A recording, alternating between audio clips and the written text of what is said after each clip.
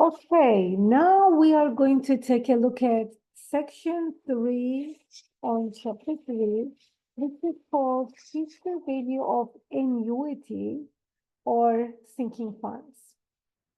So we're going to actually look at some problems from assignment 3 on my math. First of all, let's try to understand the formula and some of the keywords here. Any sequence of payments at equal time intervals is called annuity. So any sequence of payments at equal time intervals is called annuity.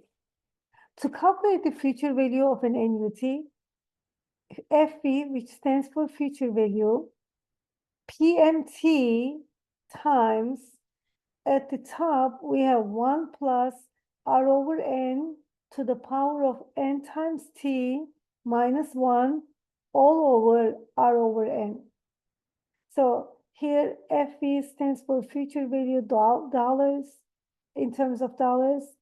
PMT stands for periodic payment in terms of dollars. T is time in years. R is annual interest rate as a decimal. N is number of payments per year. If the payments into an account are in the form of an ordinary annuity, an account is established for accumulating funds to meet a future obligation, then the account is called a sinking fund. Okay, here's our question 1 on this homework. We're going to find I, which is the rate per period, and N, which is the number of periods for the following annuity. Monthly deposits of $425 are made for 8 years into an annuity that pays 9.5% compounded monthly. So our purpose here is just finding the I and the N. So first we're going to convert the R to a decimal. So 9.5%, if we express it as a decimal, it's 0.095. Now we're going to find the number of compounding periods per year.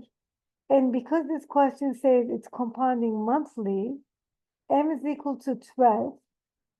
So the I is R over M. So we're going to divide our rate by 12, and this will be the I value. Now, the other part of the question is, we want to find the number of periods N to determine the total number of payments. So N is M times T. M is 12 because the question said that it's a monthly, compounded monthly. And time is given as 8 years. So when we multiply these two numbers, the answer is 96 for this question. Question 2 on the homework. Very similar questions, but this time it's semi-annually, so it's going to be 2. The original money is 3,600, which we don't care for this problem. Time is 22 years, and the rate is 6.5% compounded semi-annually. Again, first we're converting the rate to a decimal, and for I, we're just dividing our rate by 2 because the question was saying that it's semi-annually. So this is our R value. This is our I value. Again, I is the rate per period. And then number of periods, which is N, will be the total number of payments that will be made for the annuity by multiplying the M, the number of compounding periods per year. So because the time is given as 22 years, and because it's semi-annually, N value is equal to 2, when we multiply them, this will be 44. N value will be 44. Question 3, same question, but this time it's monthly. So if you just do it faster, they change it to R to a decimal. Monthly means M value is equal to 12. So if you divide your R by your M value, this will be your I number. And N is equal to M times T. It's given as 8 years because it's monthly. So you're going to get 12 times payment for each year.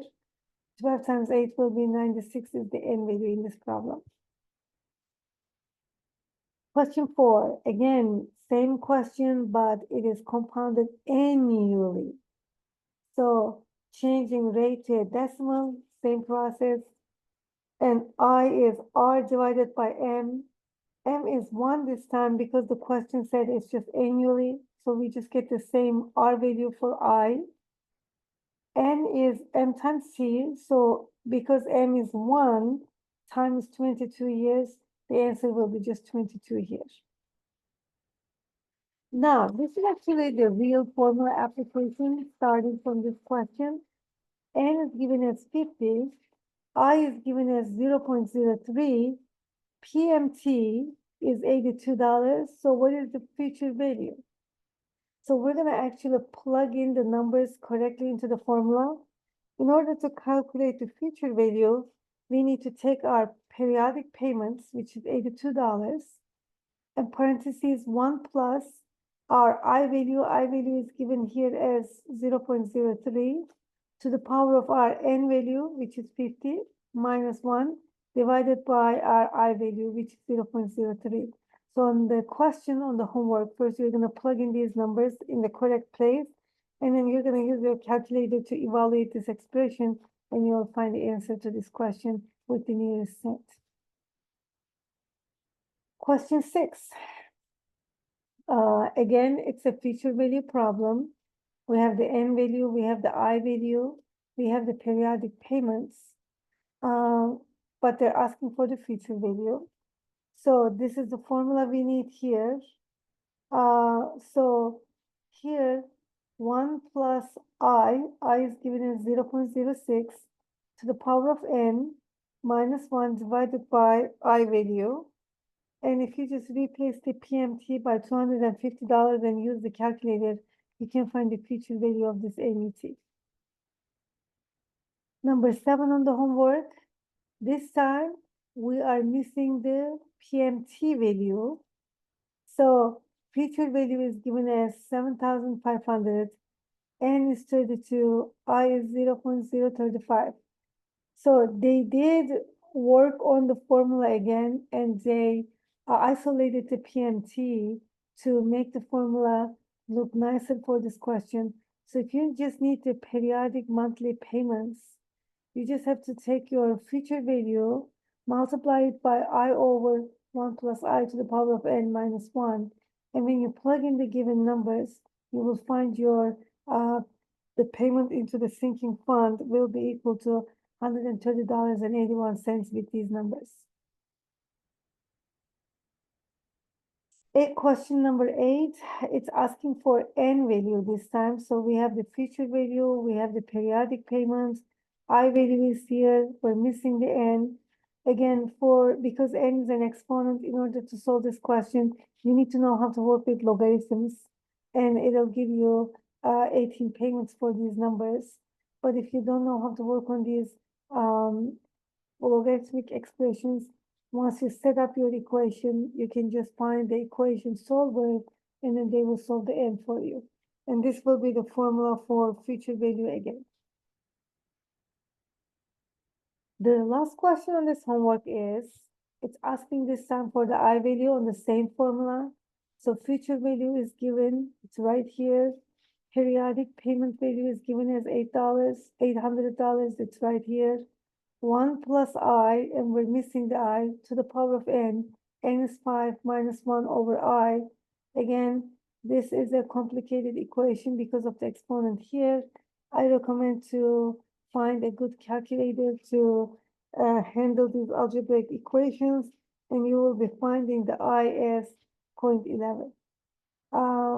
And I will be equal to 0.11 in this question. And that's all for section 3.3. Thank you.